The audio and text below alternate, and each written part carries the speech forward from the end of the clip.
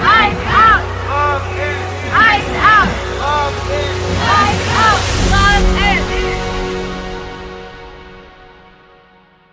I believe that it's time for us to hold up a vision of the world that we want and to practice that world right where we are. We need more than resistance. We need to reimagine the world to come and live into that world in the space between us. We are building a movement of revolutionary love. This is not a 4-year campaign. This is a 40-year vision to shift culture and consciousness in this country, block by block, heart to heart. Revolutions happen not only in those big, grand public moments. Revolutions happen in the spaces where people are coming together to inhabit a new way of being, a new way of seeing. That's what we're seeing all across this country right now. People daring to be brave with their love. Revolutionary love equips communities across the United States with practical tools for justice, healing, and transformation.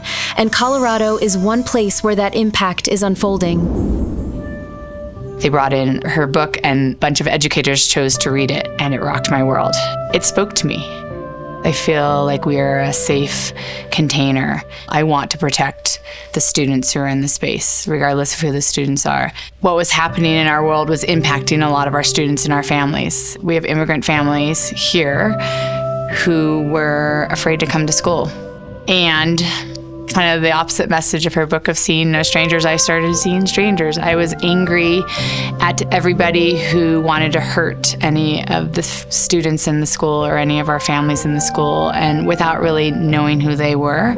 And after reading her book, I started having a little bit more grace for these people, but these people who are choosing to cause harm might not understand their stories because they don't know them. Even though I wanted to feel anger and I wanted to feel rage towards those people, they just don't understand these stories. And it's my responsibility to share the story, share the humanity of these young children who are walking to my space every day. I've had a relationship with the library for a while. They started the One Book, One Boulder campaign, and I always thought that was pretty awesome.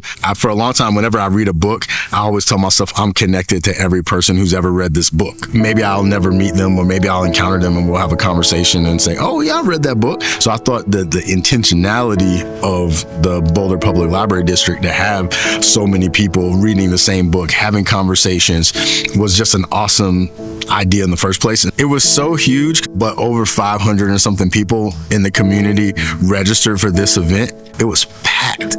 We get together and we are in wonder together. The fact that many people registered for that evening and so many people read that book, that shows that people want a message like this in their lives. They're probably struggling really hard with this message because there's so many things that tell us otherwise. But I think that it just shows that people have it in here somewhere, and they're looking, just like I said, I looked for an excuse to love. I think everyone's looking for an excuse to love. It's shown up on our campus in several different ways. The primary way is through the Revolutionary Love Project group. Typically, and they explore different notions of revolutionary love. So they've read the book together. They've also listened to TED Talks. They've also taken a particular topic and go in depth. And they always weave that in with like some sort of contemplative and embodied practice. And then from that, what's spun off is a care collective.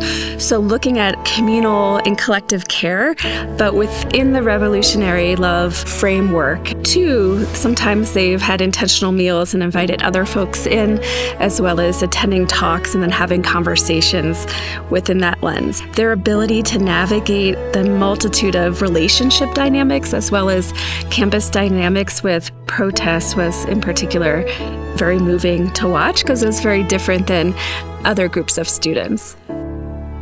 In our movement spaces, we're seeing so many activists at risk of burning out, at risk of becoming what we're fighting against. You can only run on the fumes of hostility for so long, we're realizing. And so they're taking up the revolutionary love compass as a way to anchor their fight for justice in love. It's not enough just to inspire people to the call of revolutionary love. You can listen to an inspiring book or see a film that moves you or listen to a podcast or understand a framework, but not have the courage to practice it or not have the tools to know how. We have not only offered the ethic to people as a practice, but we have seen them in creative ways metabolize their rage and their grief into songs that are now songs as offered to the movement. We know that in that creativity, people are giving themselves a therapy to alchemize the grief of this world and to translate that into a love. There is some sort of chemical magic that happens when you bring people together in a sacred place just by naming it sacred. And we're trying to create these little pockets of the world as it could be, those spaces in between where you don't have to confront all of the powers that be all at once. You just create something beautiful and let it change from the inside out. Revolutionary Love is more than a message, it's a practice. We host free gatherings and deliver practical tools like the Revolutionary Love Compass and Learning Hub resources. So educators, faith communities, nonprofits, and local partners on our movement map can carry this work forward.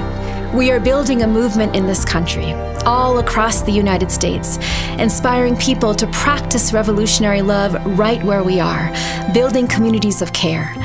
I believe we can practice the world we want in the space between us.